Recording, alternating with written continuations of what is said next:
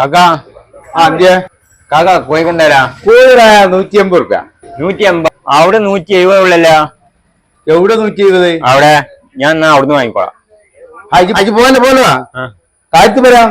അവിടെ 170, 160 ഞാൻ തരാം. എത്ര കിലോ വേണം എനിക്ക്? 2 കിലോ എടുത്തു. 2 കിലോ.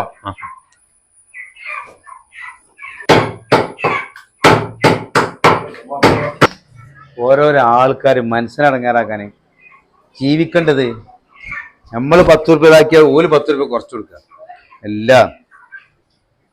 എല്ലാത്തൊരു അവസ്ഥ തന്നെയാണ് ഇപ്പൊ ജീവിക്കാൻ പുല്ല്. എന്താ പൈസ എത്ര കോഴി കൊടുക്കണേ ഇവിടെ?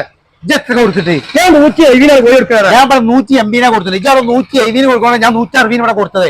160 കൊടുത്ത എനിക്ക് അവർക്ക് ആള് വരുമോ? എനിക്ക് ആള് വരാതിരിക്കാൻ വേണ്ടിട്ടാണ് ഞാൻ കൊടുത്തത്. എനിക്ക് ആള് വരാതിരിക്കാൻ വേണ്ടിട്ട് കൊടുക്കും. 130 കൊടുത്തൂടെ? എനിക്കൊന്ന് കാണണം. ഞാൻ കൊടുക്കും. 130 ഞാൻ 100 കൊടുക്കും.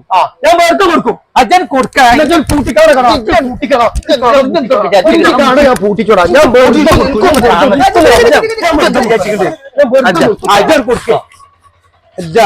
എന്താ പ്രശ്നം? കോഴി പ്രശ്നം തന്നെ കാക്ക. എന്താണ് പ്രശ്നം എന്ന് പറഞ്ഞാൽ ഇന്നത്തെ മാർക്കറ്റ് റേറ്റ് 180 1 കിലോ കോഴി. ഇപ്പൊ ഇന്നെ തകർക്കാൻ വേണ്ടി അവിടെ 170 കൊടുത്ത്. അപ്പൊ ഇന്റെ കസ്റ്റമർക്ക് ഞാൻ 160 കൊടുത്ത്. ആ കസ്റ്റമറിന്റെ വന്നാണ് പറഞ്ഞു എനിക്ക് ആള് വരുമ്പോ 160 കൊടുത്താല് ഇവനക്ക് ആളൊരു എനിക്ക് ജീവിക്കണ്ടേ? എനിക്ക് കുട്ടികളും മക്കളൊക്കെ ഇല്ലേ? 5-6 മക്കളാണ്. എനിക്ക് കുടുംബം പോറ്റണ്ട. എനിക്ക് ദിമെന്ന് കിട്ടിയിട്ടാണ് അച്ഛനെ പോറ്റാണെങ്കിൽ ഇവൻ ഇങ്ങനെ വില കൊടുത്ത് നമ്മൾ എന്താ ചെയ്യാം? നമുക്ക് ജീവിക്കണ്ടേ കാക്ക? എനിക്കും ജീവിക്കണം. എനിക്ക് 5-6 ഇല്ലെങ്കിലും ഞാൻ നേരത്തെ പണിയിലെ പോയി കിടന്നുറങ്ങും. ഇവൻ കിടന്നുറങ്ങില്ല, അതിന്റെ തെറ്റല്ല. ഞാൻ നേരത്തെ കാലത്ത് പോയി കിടന്നുറങ്ങാത്തോണ്ടേ എനിക്ക് 5-6 മക്കളായി. ഇവൻ മണ്ടി ചെന്ന് കിടന്നുറങ്ങോണ്ടേ ഇപ്പൊ 3ാമത്തെ പെണ്ണുങ്ങളാണ്. കുട്ടികളും ഇല്ല. പിന്നെ ഇവർക്ക് എത്രക്ക് വിച്ചാൽ ലാഭല്ലേ? അവർക്ക് വെറുതെ കൊടുക്കാലോ. നിങ്ങൾ ഒരു കാര്യം മനസ്സിലാക്കണം.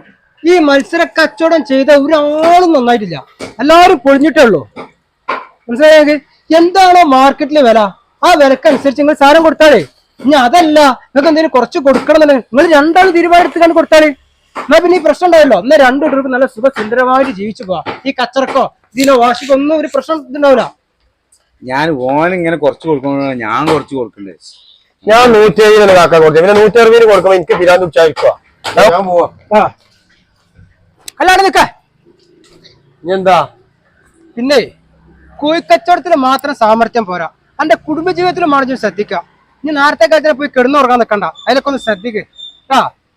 ചങ്ങായി പറഞ്ഞ കാര്യമുണ്ടല്ലോ, ഉറക്കം ഒഴിവാക്കാൻ.